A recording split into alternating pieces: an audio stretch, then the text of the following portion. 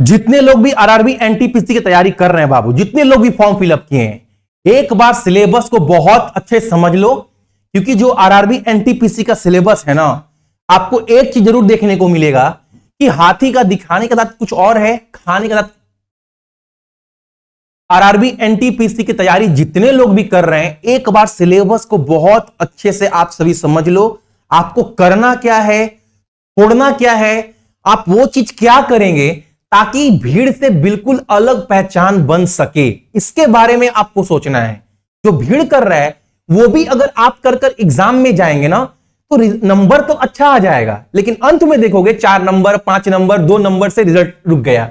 आप वो नंबर पार नहीं कर पाए जो रिजल्ट आपका बनाता, उस चीज को समझना है। और एक बात देखो, जो एनटीपीसी का सिलेबस है ना, जो दिया गया है नोटिफिकेशन में, उसमें बहुत कुछ ऐसा चीज नहीं है जो आपको लगेगा ओ ये चीज तो नहीं पढ़ना है, लेकिन पढ़ना है। रेलवे पूछता है, रेलवे का इतिहास उठाकर देख लो, इसका हाथी का दिखाने का दांत कुछ और है, खाने का दांत कुछ और है। जो बता रहा है वही सिलेबस नहीं है।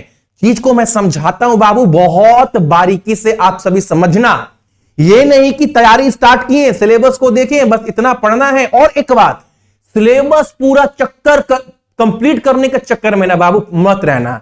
आपको यह सोचना हमको कितना तक करना है, वरना यही सिलेबस कंप्लीट करते करते आज भी 4 साल 5 साल से कितने बच्चे पटना में, प्रयागराज में तैयारी किए जा रहे हैं, और सिलेबस ना जाने कितना बार कंप्लीट किए, लेकिन रिजल्ट नहीं हो रहा है। तो आपको चीज समझना है, हमको पढ़ना कैसे, तैयारी स्टार्ट कैसे करना है। हालांकि मैंने कल आपको संपूर्ण स्ट्रैटेजी बताया है, पूरा रणनीति, कि मैथ अगर आपका बहुत कमजोर है, मैथ को कैसे स्ट्रॉन्ग करेंगे, रीजनिंग में क्या करना है, जीके में क्या करना है, आपको किसमें कितना स्कोर करना है। एक नॉर्मल बच्चा को पकड़कर एक रणनीति बनाए हैं, कल डाल दिए वीडियो। और मैंने आप बाबू स्ट्रैटेजी बहुत लोग बताया है, आप भी ये वीडियो देखना। वीडियो मेरा देखने के बाद बोलोगे भैया बहुत वीडियो देखें, लेकिन ये वीडियो देखने के बाद फाइनल लग रहा है ना कि सच में अगर ऐसे पढ़ दिया जाए, इस प्लान के ऊपर काम कर दिया जाए, तो भीड़ से अलग पहचान बन सकता है, रिजल्ट मेरा निकल सकता है, आप ये बोलोगे। तो पहले ये तो सब बता दिए, चैनल पर वीडियो पड़ा हुआ है, आप देख सकते हैं जाकर। और कल ना जीके को लेकर बहुत लाजवाब वीडियो दूंगा, जीके कैसे करना है। बाबू जीके बहुत है, लेकिन जीके में जो एग्जामिनर पेपर सेट कर रहा है, उसके दिमाग को 100% नहीं तो कम से कम 65% तो पकड़ो कि एग्जाम में क्वेश्चन दे कहां से रहा है, किस किस टॉपिक से दे रहा है, हमको काम कितना करना है। एसएससी हो, रेलवे हो, एग्जामिनर के दिमाग को 65% तो पढ़ो। ये सब वीडियो मैं आपको कल दूंगा। तो जो लोग भी चैनल पर नए हैं, चैनल को सब्सक्राइब कर लीजिएगा, ताकि जब भी वो कल वीडियो डाले ना, वो आपके फोन तक पहुंच जाए, उसका नोटिफिकेशन आपको मिल जाए। अच्छा, सिलेबस की बात करते हैं। अगर सबसे पहले रीजनिंग का सिलेबस देखोगे ना बाबू, जितने लोग भी देख रहे हैं मेरा भाई, आपको देखो रीजनिंग में 2 टाइप का क्वेश्चन आता है रेलवे में, सब समझाते हैं। एक तो होता है आपका टाइप 1, ठीक है, एक होता है आपका टाइप 2। इस चीज को समझना। और बहुत कुछ तो नहीं दिया है, लेकिन रेलवे पूछेगा, आप मुझसे कोर्ट के पेपर पर साइन करवा कर रख लो बाबू, सिलेबस में नहीं दिया गया, आपको दिखा रहा हूं, लेकिन पूछेगा। आपको लग रहा है बस इतना ही पढ़ना है, आपका वो टॉपिक छूट जाएगा, समझना मेरी बातों को। और एक होता है आपका टाइप 2, ठीक है, एक टाइप 1 होता है, एक टाइप 2 होता है। टाइप 1 में मान लो अगर 100 बच्चा तैयारी कर रहा है ना, 100% बच्चा तैयारी कर रहा है, अगर 70% बच्चा भी अगर सीरियस है बाबू, 70% बच्चा भी अगर सीरियस है, तो उसमें से 50% बच्चा टाइप 1 के सवाल को कर लेगा। लेकिन जब टाइप 2 में आओगे, तो अगर मान लो 100% बच्चा भी अगर फॉर्म फिलअप किया है, तैयारी कर रहा है ना, तो उसमें से बाबू अगर 70% बच्चा भी अगर सीरियस है एग्जाम को लेकर ना, तो एग्जाम में जाने के बाद 10 से 12% बच्चे ऐसे हैं जो उस सवाल को लगा पाएंगे। तो आपको क्या सोचना है, आपको यह सोचना है कि ये टाइप के सवाल तो पूरा भीड़ कर रहा है। अगर भीड़ से अलग पहचान बनाना है, भीड़ से अलग रिजल्ट चाहिए हमें चंद बच्चों में, तो हमको इस टाइप पर काम करना है। ये टाइप कौन कौन सा है आपको समझाते हैं। देखो, जो लाल पेन से मैं लिखूंगा वो टाइप 1 है। जैसे मान लो सिलेबस तो ये है ऑफिशियल, एनालॉगी ये सब करेगा बाबू। उसके बाद से number, alphabetical series, coding decoding, mathematical operation. अच्छा, रेलवे भी स्मार्ट है, शुरुआत में वो टॉपिक दिया है आसान वाला जो सब कर लेता है, भीड़ कर लेता है, बहुत बढ़िया, तब तो सजा कर दे दिया है।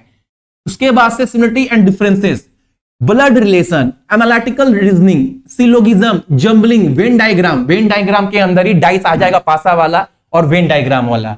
यानी यहां से यहां तक ये टाइप 1 का क्वेश्चन है बाबू, ये सब कर लेगा, सब मैक्स बोले ना 100 में 70% बच्चा भी अगर सीरियस है तो 50% बच्चे ये सब सवाल कर लेते हैं।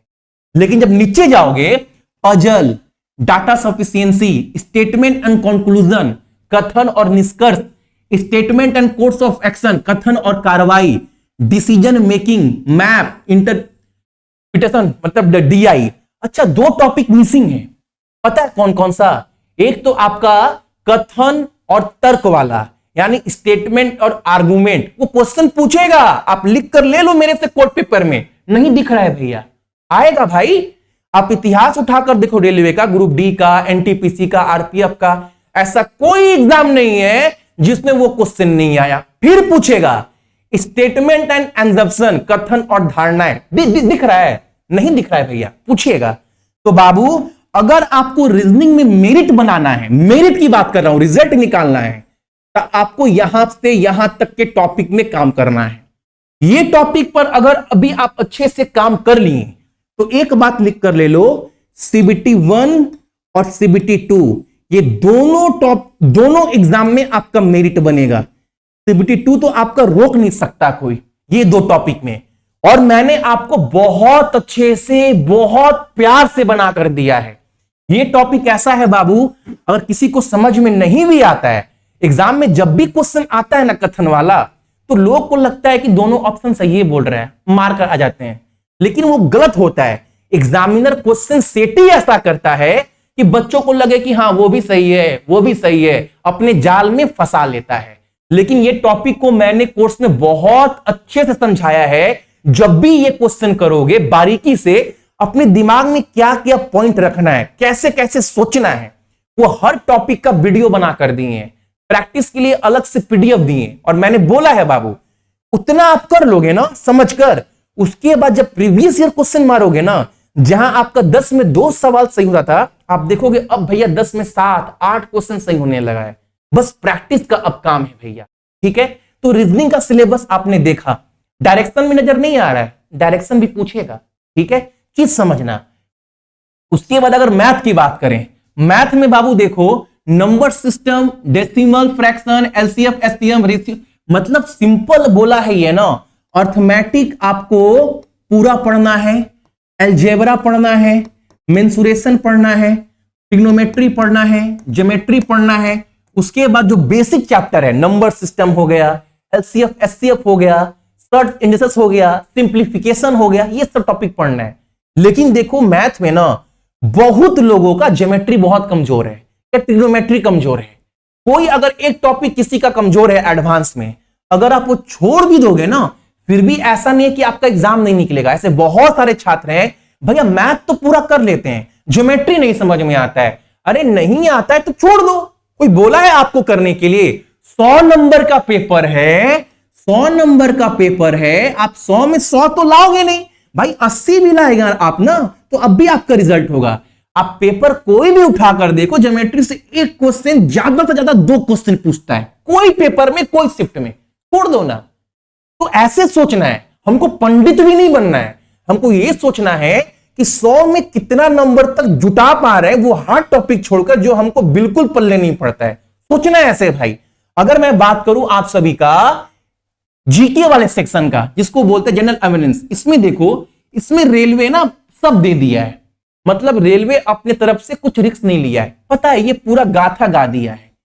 अगर मैं बोलूं रेलवे को इसको जगह पर काट कर ना, सीधा पता है क्या लिखना चाहिए था, वहां पर रेलवे लिख देता जीके, सिंपल सा बात है, जीके यानी जनरल नॉलेज, ज्ञान से जो भी टॉपिक है हम आपसे पूछ सकते हैं। इतिहास हो गया, ज्योग्राफी हो गया, पॉलिटी हो गया, साइंस हो गया, या फिर आपका करंट अफेयर हो गया, कुछ भी हो हम आपसे पूछ सकते हैं। ये सब डाल दिया, कंप्यूटर सब डाल दिया है, ठीक है।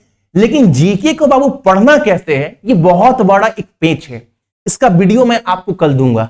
ठीक है, सिलेबस को पहले समझना बाबू, जितने भी सिलेबस है कॉपी में नोट डाउन करना। कोई भी कॉपी होगा, रीजनिंग में ये टॉपिक है, रीजनिंग आसान टॉपिक है, हर टॉपिक को बारीकी समझेंगे।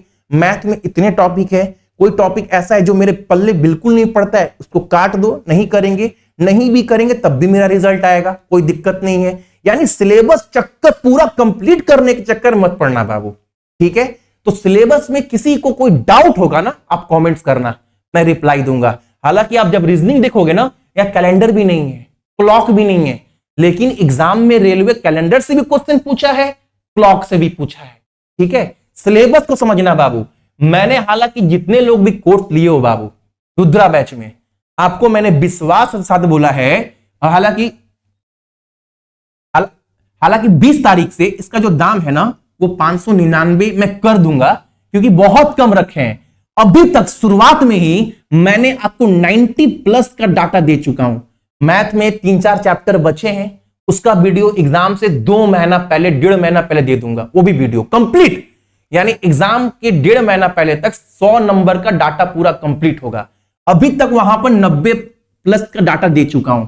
आप ये सोचो, आने वाला अगला 2 महीना, 2.5 महीना में हम 90 में 70 तक भी कैसे पहुंच सकते हैं। और जो भी कंटेंट दिए बाबू, बहुत अच्छा, बहुत बारीकी, पिछले 4-5 साल का पेपर को देखकर हर मैथ का वीडियो, रीजनिंग का वीडियो बनाए। और ये भी बोले बाबू, अगर मैथ में कोई भी चैप्टर मेरे से सीखते हैं, सीखने के बाद आप प्रीवियस ईयर क्वेश्चन लगाना। ये नहीं कि पहले ही प्रीवियस ईयर क्वेश्चन लगाने लगे ना, आपका चैप्टर क्लियर ही नहीं है, उसके बाद प्रीवियस ईयर क्वेश्चन 100 किया, 200 किया, 1000 भी लगाओ ना, फिर भी आपका उस चैप्टर में डाउट रहेगा। तो आप पहले चैप्टर क्लियर कर लो, बहुत बच्चों की तरह समझाएं, उसके बाद प्रीवियस ईयर क्वेश्चन लगाना। आपसे हर एग्जाम का क्वेश्चन लगेगा। अगर एक क्वेश्चन नहीं लगा तो जो भी ये कोर्स लिए हैं उनको टेलीग्राम का एक प्राइवेट ग्रुप दिए हैं, यहां पर वो क्वेश्चन सेंड कर सकते हैं। ये नहीं कि पहले ही प्रीवियस क्वेश्चन नहीं बना, 2 गो भैया बता दीजिए, 2 गो नहीं बना फिर बता दीजिए। अरे भाई, ऐसे आप 1000 क्वेश्चन भी कर लोगे ना, फिर अगले 500 क्वेश्चन में दिक्कत आएगा। तो सबसे पहले आपको एक चैप्टर क्लियर करना है, उसके बाद अगर कोई क्वेश्चन ना बने तो मुझसे पूछो। सहायता करने के लिए अगले 3 महीना आपके साथ खड़े हैं बाबू, ईमानदारी के साथ। ठीक है, एप्लीकेशन को आप ओपन कर लीजिएगा। ओपन करने के बाद फोन नंबर, ईमेल आईडी देकर रजिस्टर होने के बाद आप इसको जैसे ही ओपन करोगे, आपको यहां पर क्या दिखेगा, तो यहां पर आप सभी को दिखेगा नीचे में पेड कोर्स। यहां पर देखो, यहां पर दिख रहा है पेड कोर्स, ये वाला आपको इसको ओपन करना है। जैसे ओपन करोगे, ये वाला, इसकी बात कर रहा हूं मैं, ये वाला आपको ये लेना है, जिसके अंतर्गत आपको रेलवे का सब कुछ कंटेंट मिल जाएगा, एनटीपीसी, ग्रुप डी, आरपीएफ, हर एग्जाम के लिए। इसको जैसे ओपन करोगे, आप देखो यहां पर आपका सबसे पहले प्राइवेट लिख दिया गया है। जितने लोग भी लोगे बाबू, पहले ये खोलकर आप प्राइवेट ग्रुप में ज्वाइन हो जाना। जो भी तैयारी करेंगे साथ में करेंगे, आपका जो भी डाउट होगा आपको क्लियर करेंगे। ठीक है, उसके बाद कोर्स की बात करें तो यहां पर रीजनिंग के जितने भी आपके चैप्टर हैं, हर चैप्टर का वीडियो प्रैक्टिस पीडीएफ के साथ, हर चैप्टर प्लस जनरल नॉलेज के सारे टॉपिक का जितने भी इंपॉर्टेंट को जीके के, ये जान है बाबू, ये जान दे रहा हूं, 4 पार्ट रट्टा मार लेना। प्लस स्टैटिक जीके देखो, यहां पर है स्टैटिक जीके का, जितने भी टॉपिक है बाबू स्टैटिक जीके का, सर टॉपिक का वीडियो आपको पीडीएफ मिल जाएगा, सारा स्टैटिक जीके का आपका मिल जाएगा। मान लो आपको कोई भी खोलकर दिखा रहे हैं, मान लो आपको मैंने कोई सा भी खोला, इंपॉर्टेंट माउंटेन, हर कंटेंट हिंदी इंग्लिश में, ये मत देखो पीडीएफ में हिंदी लिखा है इंग्लिश लिखा है, आप जो भी खोलोगे आपको सारा कंटेंट हिंदी इंग्लिश में मिलेगा। देखो ठीक है, उसके बाद से 18 से आपका 18 से 23 के बीच में क्या क्या क्वेश्चन बना वो भी डाल दिए हैं। आप इसको डाउनलोड भी कर सकते हैं, इस पर आप क्लिक करोगे ऊपर वाले में तो आपका ये पीडीएफ डाउनलोड हो जाएगा आपके फोन में। इस मैथ का देखो इतने चैप्टर का वीडियो डाल दिए हैं, इसका सारा पीडीएफ भी डाला गया है। एडवांस का भी आपको सारा नोट्स इसी के अंदर मिलेगा, आपको अलग से कुछ नहीं लेना है। इसके बाद भी आपको कुछ भी डाउट होगा आप कमेंट करिएगा।